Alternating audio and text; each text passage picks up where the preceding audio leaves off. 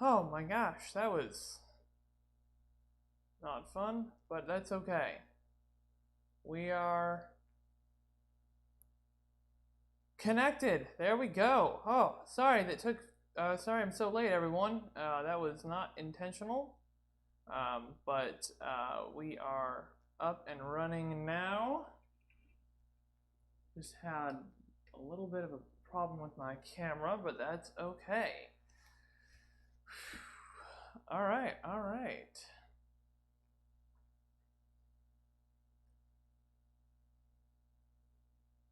Go ahead, say hello. We're gonna get started pretty soon here.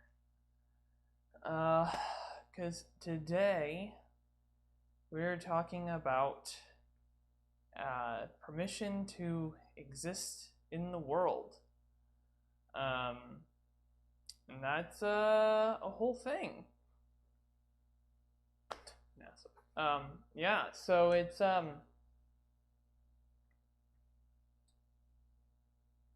there are a variety of topics that are kind of covered under this umbrella here. So we're looking at things like loitering laws. We're looking at like how we built our cities and our communities that have made them less safe or less welcoming. We're looking at how consumerism has really like ruined a lot of things, which is bigger and more abstract. But I called someone yesterday, and I asked them, hey, what do you care about? And it was like the number one thing to them right off the bat was like, we need more parks and rec for our kids because they don't have, everything's concrete now, and they don't have a place to go and be and enjoy themselves and live in the world. And like, I grew up running around outside, but my kids can't now. And that was like, that's really important. It is important that we can exist in the world. I was thinking to myself about when things started opening back up, and I was talking to my mother about like, okay, well, all right, like what are the things I can go do? Well, all these different things cost money. Like I could go walk around in the park, but I mean, we're lucky we even have parks in Austin. A lot of places don't really have many spaces you can be without paying, and even spaces where you do pay, you can't exist because they have these loitering signs. This ridiculousness. If you look into the history of loitering, it was back in the Victorian era where the economy had fallen up. They went into a recession, and so you had a whole bunch of people who didn't have a job, and they were just roaming the streets, and crime went up. And the queen was her whole thing was, or the way their approach to it was vagrancy laws, basically, which have evolved into the loitering laws of today, where you can't just roam around aimlessly doing nothing. But that's not the solution to that problem. The solution to that problem, I mean, back then, very situational, but probably a UBI, to be totally honest. But, it's the fact that we have an economy that can crash means that we have a poorly designed economy. But so the question is like, all right, so we have all these things. Like, what do we do? How do we change this stuff? Well, again, as I always say, I'm vying for a federal seat, so I'm always thinking about this stuff from the perspective of federal legislation and federal action. So I haven't looked into it. I don't know that there are any matching grants from the federal government for just like local parks and like recreational activities that are free, actually free, right? And again, like I want more than just some grass. Like I think there should be things that you can actually do in your city or in your town that don't cost money. And like um, we had a water park in the suburb I grew up in. Yeah, I don't think it cost any money to get in. And so kids could just go play in a water park, you know. We didn't have everything fenced off. It was nice to just be able to go and be and do things without having to spend money. Um, and I think having a federal matching grants program, a 1-to-1, 2-to-1, 3-to-1, whatever number we can make happen, for Parks and Rec, specifically Parks and Rec that don't charge money. It's a really important thing here. Is we cannot allow this to devolve into poorly designed public-private partnerships where like toll roads, right? Like those don't help the public; those help the rich or whatever. I think that could be really powerful. Loitering laws. I think we need to have limits and federal restrictions the on the reach of loitering laws. I think that they are overreaching. I think it's ridiculous. If you own a business in a community like a movie theater, like yeah, technically you are able to kick somebody off of the property at any time. But I think it's reasonable to say that there is this kind of halfway mix of public-private partnership going on there, or maybe not partnership necessarily, but public-private property kind of a thing going on. I think it's reasonable to say that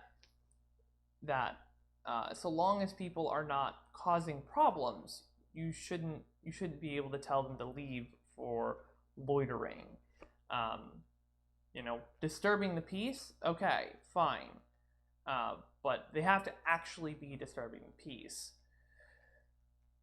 And so I just want to take a closer look. I haven't drafted language as to exactly the best way to put that, but I do think that we need to protect people.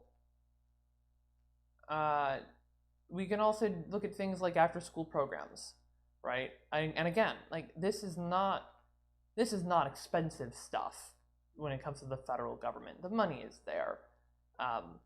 Just funding after-school programs and just having incentives for teachers to be involved with after-school programs and to create and put on after-school programs and saying, okay, well, if you do this, you get a bonus. Just tack some extra, a couple $100 back onto every check or whatever it is. I think that's I was very fortunate. We had a ton of after-school programs at my high school, just because it was so big. It was over 6,000 students.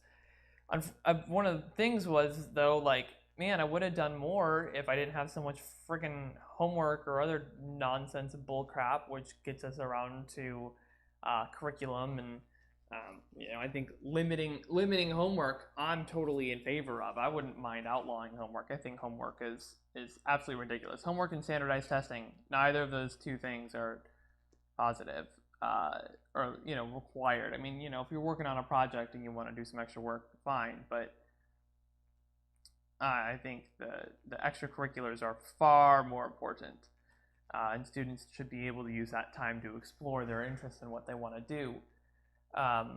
Because that was the other thing too, is he was like, it kept me out of trouble. That person I was talking to, it was like the ability, like the fact that I could just hang out outside and with my friends was like, it kept me out of trouble. But and that's when the after school programs thing came to me. So I think that's also something that's really powerful. But and also, this is more locale, but I've talked about this before about like multi-use zoning. There are towns that there's cities that I think like even like I think Asheville, North Carolina is doing this, where new businesses have to provide space for, or you have to have some percentage of your land dedicated to like an outdoor semi-public space. Um, and I think that's reasonable as well to say if you're going to be in the middle of the city, like you have to provide a way for people to exist in the city. And also thinking about homelessness, we just reinstated this public camping ban in Austin, which is awful. Of course, that is not a solution to homelessness in any capacity. Um, but I mean, even looking at things like, dude, I think we should make things like those spikes that they put out to try to prevent homeless people from sleeping in front of a store or whatever. I think that should be illegal. Like, right? Like, a private business, like if a local business doesn't like all the homeless people being around, well, then maybe they should invest in, local social services, or trying to get a homeless shelter built or whatever. Like, they should do something actually productive rather than something punishing.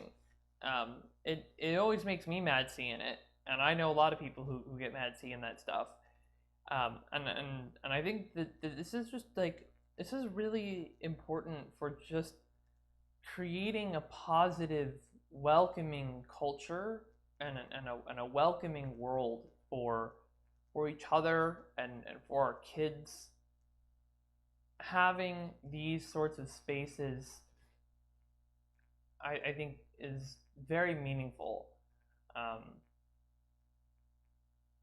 And there's no single thing here, but I believe that we can and that we should do more to incentivize and push for this kind of world to be the kind of world that we want. But again, where are the incentives right now? The incentives are to just lay out more concrete. And that's what I'm all about, man, is changing incentives. That's a huge part of this campaign. How do we incentivize politicians to act in certain ways? How do we incentivize voters? How do we incentivize businesses to behave in certain ways? Particularly at the federal level, because the federal government right now mostly only knows how to write checks. So if writing checks to do the things we want to do is how to make things happen, fine. I'll take it. I'll do it for, it doesn't mean that's the most ideal version of the world, but it'll help us get there. So, this is just a thing I was thinking about, and I just wanted to get it out there. So, that's all. I appreciate you watching. I'm not gonna drag. Nobody's commented anything, so I'm not gonna drag this out. But thanks for listening.